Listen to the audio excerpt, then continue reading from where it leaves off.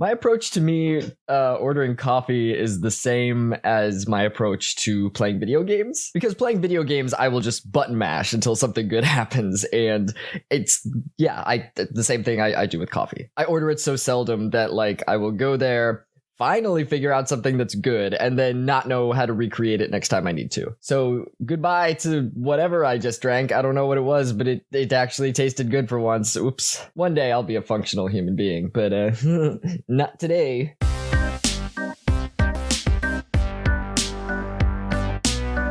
Welcome to another episode of PinkBlue, the show that is on your computer right now. I'm so bad at marketing myself. I'm the laziest voice actor ever. And also, just for my regular projects, I don't know how to describe them ever. Someone will be like, hey, Jesse, what are you working on? And I'm like, I don't fucking know. I'm doing a show right now on YouTube. It's about queer stuff, I guess. And then they're like, oh, what kind of queer stuff? And I'm like, fuck, I don't even...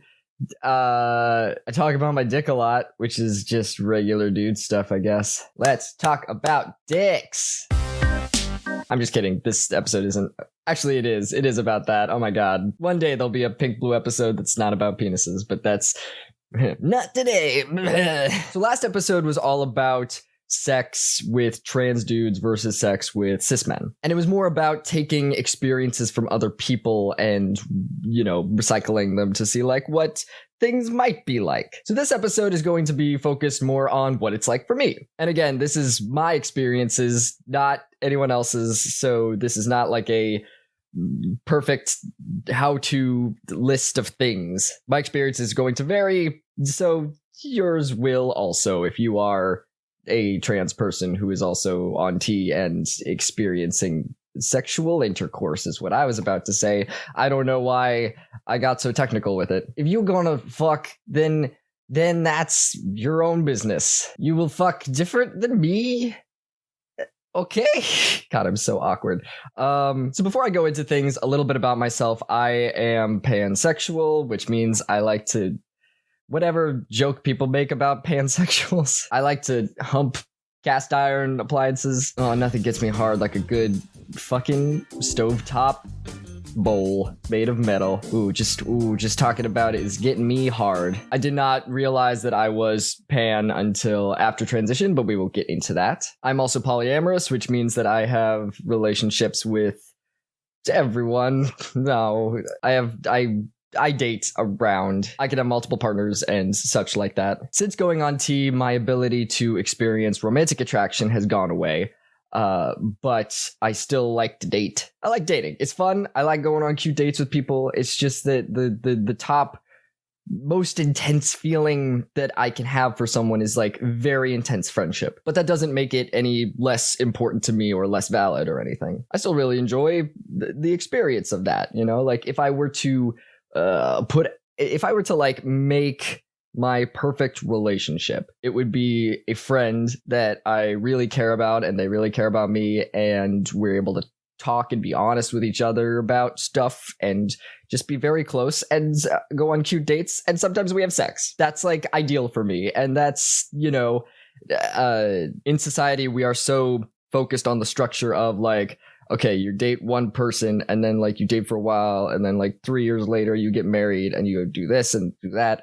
And like there's this like list of things. And commitment has always been like yucky feeling to me, even before going on T and my romantic attraction like going away completely. So honestly, I'm better off for it. I'm excited about it. I'll admit before when I was first realizing that this was happening, that my romantic attraction was going away, it makes you feel a little empty, I guess, because I felt like I was missing out on an experience that makes you human. But I mean, honestly, there are aromantic people, and, you know, I guess I'm just one of them now. So yeah, now I am accepting it. I'm in the process of accepting it. And like, yeah, no, honestly, I think I'm much better off for it. Because before T, I used to experience things way too intensely. I was very sensitive. I cried like a lot. I would fall in love super easily. So now my life is like way better. All of the asexual people, not aromantic, asexual, we're going to the other side now. Every single one of my asexual friends are like extremely talented and have a million hobbies and are just like very focused on like becoming the best person they could be, and it's like fucking very cool. Because in my head, at least, I'm like, I've talked to them about this. I'm like, do you feel like because you're not wasting time like jerking off that you're just able to commit all this time to doing other things that are actually constructive? Because if you break down the amount of time that we've spent jerking off or having sex or whatever, we could have like allotted that to learning to play the piano or learning a new language or something. And they laugh and they're like, I never thought about it like that before. But yeah, 100%. And in the same department, being aromantic now, I could just focus on like other shit. I'm way more productive now, and I'm like, there's much less drama in my life. Well, I shouldn't say that. There are some people that I'm dating that want me to be more to them. They want me to experience romantic attraction to them, and that causes some drama. So up front, I have to be like, hey, just so you know, I'm not capable of that. I don't want to like get into this and then, you get your feelings hurt because I'm just not capable of that with anyone. It's not just you. So yeah, there's different drama now. But I've gone off on a tangent. Let's get back to the subject. Well, actually, no, I guess it's not a tangent because like it is relevant that you have this background. And now we can move on to like actual things, sex while trans. So I did not orgasm until after transition. I touched a little on it in one of the previous PinkBlue episodes. But before, when I was in the wrong body, I couldn't relate to it at all, especially sexually. So when I would like jerk it, I kind of like hit this wall where it was like, okay, that's enough pleasure for the day. And then I just wouldn't be able, it just kind of plateaued from there. And I was like, I guess I'm done. That timer's gone off. But then I went on T and started growing my dick. And then a few months later, someone, went down on my tiny dick and I came for the first time, which was super dope. That's the most Jesse sentence ever. I had an orgasm. It was super dope. You guys just see me in these videos and probably think I'm very cool, but I am extremely awkward, let me tell you. If you actually like dissect my vocabulary and the things that I do and how I am in person, I'm just a big fucking dork. But I'll keep letting you guys think that I'm cool because, someone has to. So transitioning helped me to actually, orgasms aren't the point of sex, but they're pretty cool. Apparently, it's very common for trans people to realize that they are a different sexuality once they physically or mentally transition, which makes sense because if you're not comfortable in your body, how can you know what you like sexually? How can you be comfortable enough to really explore yourself or understand yourself if you're constantly like, just your body is just screaming, and it doesn't feel, you're just uncomfortable all the time. Doesn't make sense. Another thing I talked about in a previous video was that I take what I call my sex pills. They're actually just antibiotics. Before I have sex, I have to take one just in case, because your body is basically going into a menopausal state because you're not getting E. So you're more susceptible to UTIs. And it's great because since putting out my previous video, like all I want to do with these videos is like help people, and I'm not a doctor or an expert, but sharing my own experiences, I'm hoping that I can help people who might be confused about things. And a bunch of assigned female at birth people, including trans dudes and non-binary people and stuff, I got a bunch of tweets and Instagram messages and stuff from them being like, oh shit, that's why I keep getting UTIs. Thank you. No one has told me this. And it's crazy because there's information that just no one is telling us before we start T or anything. So I'm glad that you are able to learn from my fuck ups. Because again, that's all I want. If I'm going to fuck up, I at least want people to learn from it. Before transition, when I didn't know I was trans and I was identifying as female still, I would very, very often, it was like a very common thing for people to come up to me and be like, hey, I've never been attracted to a girl before, but I am attracted to you. We should do stuff. And I was like, cool. And now after transition, I have just as many people coming up to me that are like, hey, never been attracted to a dude before. We should do stuff. And I'm like, cool. So I guess I'm just attractive is what I'm getting from that, which is, it's still so weird to me because high school, I was just bad. I was just bad in high school. I was unattractive. I didn't shower. I was just like a fucking mess. People asked me out on a dare. I was the stereotypical kid in a hoodie. I would just like wear hoodies and hats every day because I just wanted to cover up as much of my body as possible. I was ashamed of myself and uncomfortable, and I didn't know I was trans, and life was a nightmare. So being attractive now, in your 20s, late 20s, I guess I'm 27 now, which is insane. Your brain doesn't, I still think that I'm that awkward kid in high school. So I'm still accepting that I am attractive to people. And it's not an immediate like, oh, I'm attractive now, guess I should just believe it. It's a very slow process. But I'm very grateful that I was ugly in high school and was not feeling good, because I was able to hone my other things and I developed a sense of humor, because you have to or you'll cry. I was not very good in bed before transition, and now afterwards I don't know how to say this, not cocky. I get very good Yelp reviews. We'll say that. The Yelp of sex, because you're yelping with pleasure. I feel like there's a different, we should, what would be the sex equivalent to a Yelp page? Whatever it is, I got an all right rating. I've read a lot of things and I've talked to a lot of people and I've tried to hone my sexual skills as much as possible, because that's one of the things that I want to be good at. If this were an RPG, I would, put all my D&D. Let's talk about D&D. I know more about that. I would put all of my points into like sexual skills instead of like baking or something else. But the cool thing about it is that this is real life and you can hone all the skills you want. If you want to be good at baking and sex, just do both. But yeah, it's crazy how much better life is and your skills at stuff become once you're just comfortable in your body. Because after transition, it's, it's just like confidence. I was very not confident in bed because I didn't know what I liked sexually, so I just focused on the other person. But when you're not confident, it kind of shows. So I'm very grateful for that. Now I am, it makes you attractive, not just physically, but also like mentally. When you are confident mentally, everything else just becomes easier and people are attracted to that confidence, and it's sexy for everyone. A sexy time all around. So before I thought I was just a straight dude, just attracted to girls. And then I was attracted to my first assigned male at birth person and was like, oh, this is new. What's happening here? And it was because in my previous body, men and assigned male at birth people, I only dated cis men before, but they treated me a certain way because I was in the wrong body. They treated me as a female, and that made me super uncomfortable, and I wasn't into it, and nothing was good happening. But because I transitioned, I was, identifying male.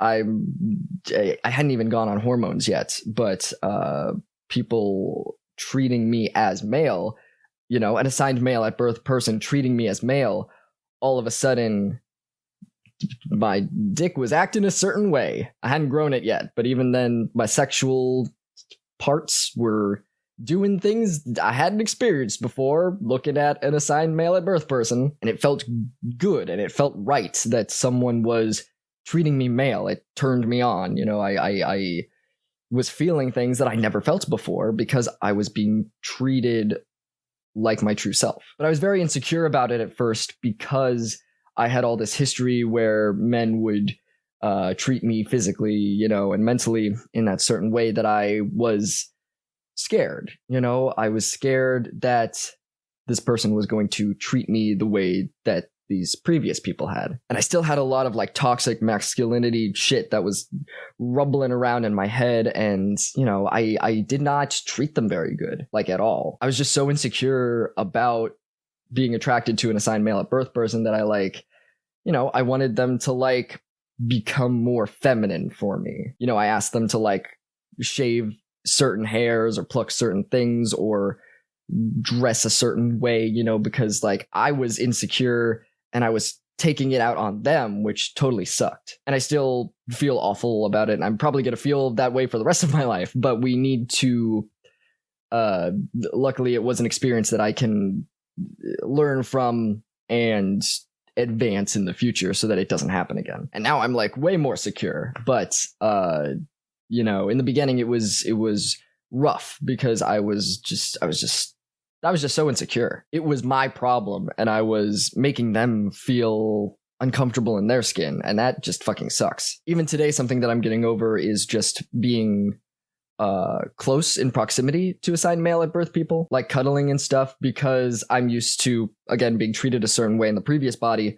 Now they're treating me as male, which is great, but I get close to them, like cuddling wise or hugging wise or whatever, and I get, there's that past trauma, that past like tense up fear of like, oh God, but sometimes they want me to be the big spoon, and that feels good because they see me for who I am.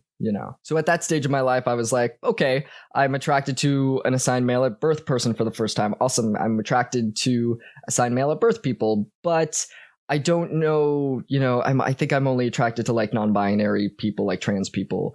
I don't know if I could like be with a cis dude. But then it happened. I was attracted to a cis dude for the first time, and it was because he treated me as male. He was super cute and like very respectful, and like I was scared again because I was like, oh shit, like maybe he's like a chaser or something. I don't know. Like, is this going to be a weird thing where he thinks I'm a bottom? We were drinking at a party and he hit on me, and I was like, you know what? I'm just going to get this out of the way right away, just in case, because I'm on the defensive automatically. And I straight up told him, I was like, hey, just so you know,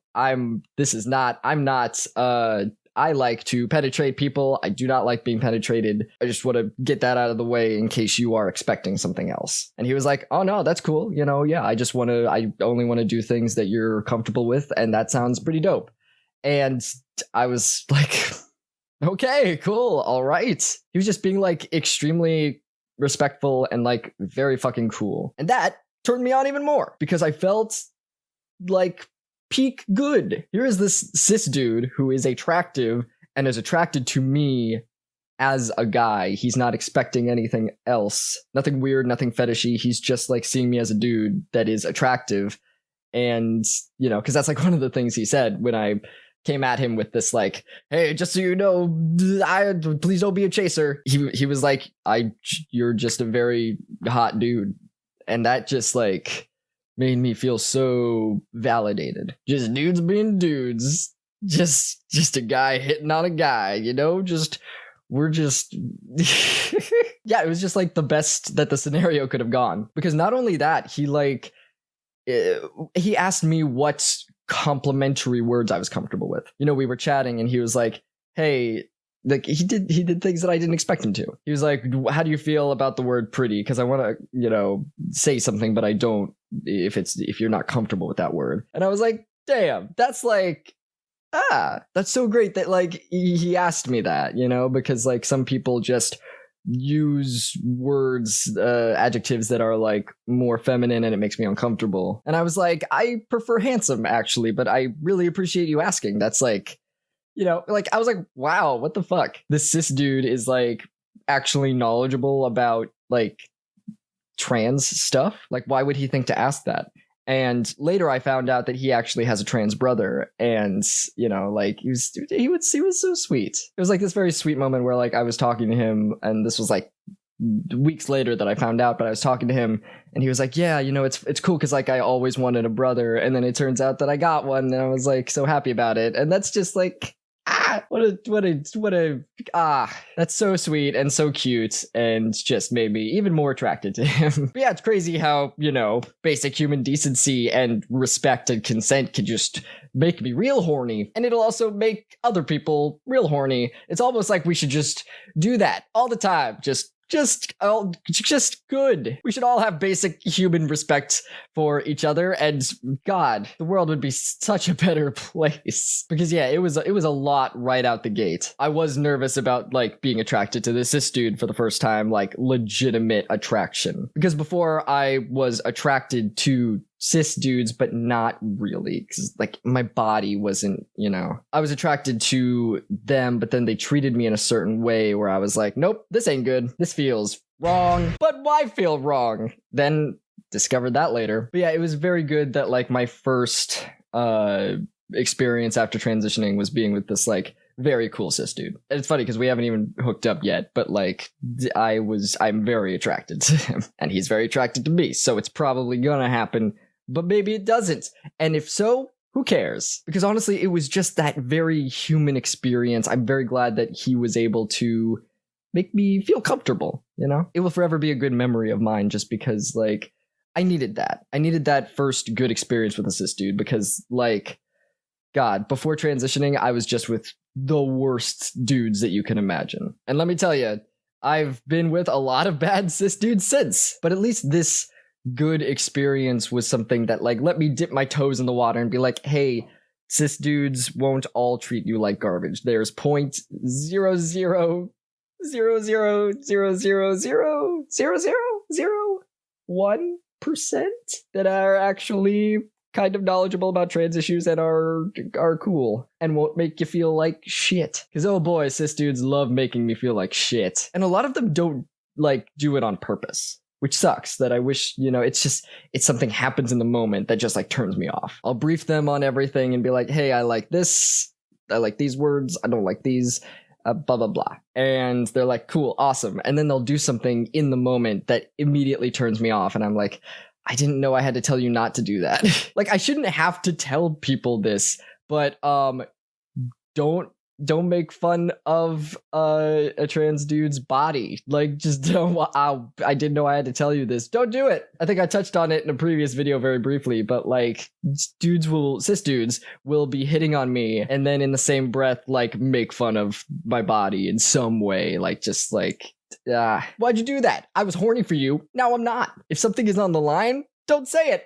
Just don't say it. But the more experience we get, the better we are at things in general. That's a rule for like anything in general. The more you bake, the better at baking you will be. I mean, hopefully. If you're just constantly bad, like, what are you doing? Maybe like read a book or take a class or something. So as far as like the actual sex for me goes, I'm very service toppy. So basically whatever the person likes, I will pretty much will do, as long as I'm like comfortable with it, of course. But you know, I'll try anything once. I'm pretty open, you know, and I am very big on communication and stuff. So usually it's a good time. When I'm penetrating people, I use what I call an extender because it feels yucky to be like, this is a fake dick, because it's kind of like someone who is missing a leg, you know, and they get like a replacement leg that is made of whatever material. It's rude to be like, your fake leg, you know, like it's not fake to them. Just like me, it is I have this ghost feeling, you know, where you know, people who amputees and stuff, when they lose limbs, they have reported feeling this like phantom limb, you know, where they're like, I feel like my arm is there even though I lost it, and like it's like this weird feeling. And I get that with my dick, where like I will be in the bathroom or the bedroom or just walking around existing in life, and then I feel like I have it, and then all of a sudden I remember like, oh shit, I'm feeling this phantom limb. So this, I call it an extender, is an extension of myself. It's real for me. So that I made up the word extender. Like, I didn't make up the word extender, but I made it up for this purpose. Wouldn't that be crazy if I just claimed that I invented the word extender? Yeah, I went back to 1800, whenever that word was first used. I don't know. I haven't studied linguistics. Is that what it is? I don't know. I'm an English major. I should know. But yeah, so when you go on T, I think I said the basics, but we'll go over it again. The clit is trying real hard to grow into a dick. So it's doesn't look like a cis penis, but it basically grows to, you know, an amount. It's different for every body, but it can grow to about the size of a micropenis. So my dick is almost at an inch now. Last time I measured, an inch erect, not sitting lax position. What is it? Flaccid? Flaccid. That's a fun word. So it's not large enough to penetrate. So the extender, what we do is we put can I show it on camera? I don't want to risk it. Okay, picture this. Theater of the mind. We have the extender, right, which is the dick. It's a dick, like a dick. And then there's something called a bumper, which is this thing that has little nubs on it that will rub against my dick while I'm inside the person. So you got the dick. then you have the bumper on it, and then my dick goes on there. I used to wear underwear that like the dick goes into so you can like wear it and it straps it against you. But then I realized that harnesses are just better, at least for my specific situation. So now I'm harnessing it up, and it's nice because then your butt is exposed, and if the person wants to give it a slap or something while you're fucking them, that's cool. A cool feeling, because I like that they're enjoying themselves, you know? And also it's yeah, no, it's good. Sex is simultaneously the most comfortable I can get in my trans body and also the least comfortable. Because during sex, I'm like going in and out of disassociation. I disassociate. So I need, you know, someone to keep me in the moment. In a previous video, I talked about how, you know, it helps if someone talks about my dick while we're having sex, because then I'm not just floating away into the nether because I realize that my dick is not large and I just like have an existential crisis. If they say my name or, you know, and or talk about my dick, it keeps me in the moment. So sometimes I will ask people for that if I'm like, you know, because I want them to have a good time. But the cool thing about it is that I two advantages to having sex with a trans dude that I didn't talk about in the previous video that I should have is that my dick can be whatever size you want, which is dope. Usually if I'm with someone who is assigned male at birth and they've never done anal before, I have a smaller size, which is great. Because if you're having sex with an assigned male at birth person, that dick is whatever size it is, you know? So it's cool that I can have a size for beginners, and I just can amp it up to my regular size dick when it's vaginal and they're used to it, or if it's anal and they're used to it. And the other advantage is that I stay hard. Like, my dick, I can get soft, obviously, if I'm like turned off or whatever, but even if I get soft and I start disassociating, I'm still fucking you, you know, like, and that stays hard, which is an advantage and a disadvantage. Because the advantage is I can still make the person feel good even if I'm not feeling it, but also they can't tell if I start disassociating. So if I do start just floating into the nether, they haven't noticed maybe. But sometimes you know, you can tell if you know me and we've had sex before, you might be able to tell just by looking at me like, oh shit, he's fucking off somewhere in the universe. But I'll ask them, hey, can you do this? Can you do that? Touching my chest is also a thing that helps me feel grounded. Because when I disassociate, it's like my body, sometimes I am in the past. And I think that I have a body that I just don't anymore. And I have to like, feeling my chest, especially in the shower or somewhere, like allows me to like, be like, okay, this is my current body, everything's good. So like someone holding me or like, you know, that's a good thing for that. So not every trans person, you know, experiences dysphoria, but for me, because again, this is all my experiences, this is all I'm talking about. During sex, it can be incredibly freeing, but it can also sometimes be bad. But when it's good, it's real good. Because if someone is making me feel masculine and they're talking about my dick and it's like we're doing stuff, it's like The Matrix, which was, you know, written by trans women. If you don't know the history of The Matrix, like, definitely look into it. It's a big trans analogy. But for someone who is never comfortable, like, fully comfortable in their body, for them to experience this thing where we feel like a man, you know, like, I feel like a dude doing this thing that, like, there's no feeling like it. When it's good, it is good. And I love that I'm able to make someone feel good like that, because I haven't had phalloplasty yet, and I that's the next step. But for now, I don't want to wait until then to like feel comfortable in my body, obviously. I've never felt so comfortable and confident in my body. And sex is something that allows me to forget, you know, to being trans isn't a bad thing. But sometimes there are bad feelings associated with it, you know, where I would rather, you know, have a cis-looking penis. I would rather this, that, whatever. But I don't wish I was cis. I never wish I was cis. If I was born cis, I would have been such a fucking douchebag. Like, if I had these looks at birth, I would just be a fuckboy. I wouldn't change. I wouldn't have, like, struggled to become who I am and, like, relate to other people and be comfortable, I would just be another cis white dude. I might be in the closet, you know, like not comfortable with the fact that I'm attracted to assigned male at birth people. My life would be completely different. I would be named Eric. I'd be named Eric. That's what my mom was going to name me if I was like assigned male at birth. I love Jesse. I love the name Jesse. And I love Jesse. I love myself. And it took a really long time to love myself and to like the person that I am. So I'm very grateful that I was born trans, even though I've